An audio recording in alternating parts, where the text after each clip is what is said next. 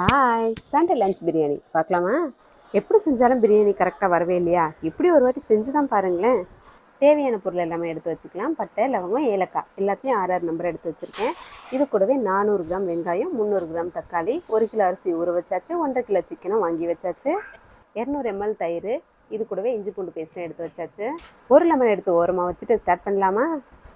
பாத்திரத்தை வச்சாச்சு. 200 ml எண்ணெய் ஊற்றி அதில் நம்ம எடுத்து வச்சு இந்த ஸ்பைசஸ் போட்டு கலந்துக்கலாம். அது கூடவே கட் பண்ணி வச்சு ஆனியனும் போட்டுக்கலாம். அம்மா கொஞ்சம் பெருசாக கட் பண்ணிட்டாங்க, நீங்கள் கொஞ்சம் சின்னதாக கட் பண்ணிக்கோங்க, அப்போ தான் ஈவனாக சீக்கிரமாக வதங்கும். 6 டீஸ்பூன் இஞ்சி பூண்டு பேஸ்ட்டு சேர்த்துக்கலாம். வெங்காயம் நல்லா வதங்கினதுக்கப்புறம் பாதி வேலையே முடிஞ்சிருச்சுங்க பிரியாணியில். மற்ற பொருளெல்லாம் ஒன்று ஒன்று ஆட் பண்ணிக்கலாம்.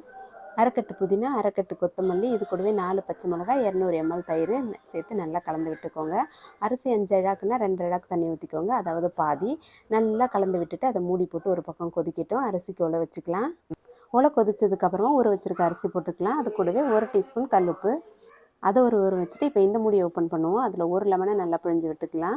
அரிசி அதுக்குள்ளே பார்த்திங்கன்னா நல்லா கொதிச்சிருச்சு. கொதிச்சதுக்கப்புறம் 5 நிமிஷம் சிம்மில் வச்சு விடுங்க. அரிசி பார்த்திங்கன்னா ஒரு 80% வெந்திருக்கும். அதுக்குள்ளே நம்ம கிரேவியில் சிக்கனும் வெந்திருக்கும். சாப்பாட்டை வடிச்சிக்கலாம். அதில் போட்டு நல்லா கலரி விட்டுறாதீங்க, சும்மா ஜென்டிலாக கலருங்க. 2 கலரு கிளறிட்டு மூடி போட்டு தம் போட்டுடலாம். ஒரு 5 நிமிஷம் சிம்மில் வைங்க. அதுக்கப்புறம் தோசைக்கல்லுக்கு மாற்றிடலாம். 20 மினிட்ஸ் தோசைக்கல் சிம்மிலே இருக்கட்டும். இப்போ பிரியாணி ரெடியாக இருக்கும். ஓப்பன் பண்ணலாமா? இல்லை நீ ஒரு ஆர்டிஸ்ட்னு எனக்கு காமிச்சிட்டா.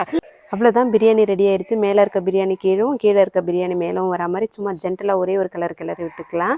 இப்போ சாப்பாடு வடிக்காமல் அப்படியே பிரியாணி செய்கிறீங்க அப்படின்னா 1க்கு 1.5 அழகு தண்ணி வச்சுக்கோங்க, கரெக்டாக இருக்கும். தண்ணி வச்சு நல்லா கொதிச்சதுக்கப்புறமா அதில் அரிசி ஊற வச்சுருக்க அரிசியை போட்டுருங்க. மூடி போட்டு சிம்மிலே ஒரு 10 நிமிஷம் வைங்க. அதுக்கப்புறம் தோசைக்கல்லில் போட்டு மேலே தம் போட்டு ஒரு 10 நிமிஷம் வைங்க. அதுக்கப்புறம் ஒரு 10 நிமிஷம் கழித்து ஓப்பன் பண்ணி பாருங்கள், பிரியாணி சூப்பராக ரெடியாக இருக்கும்.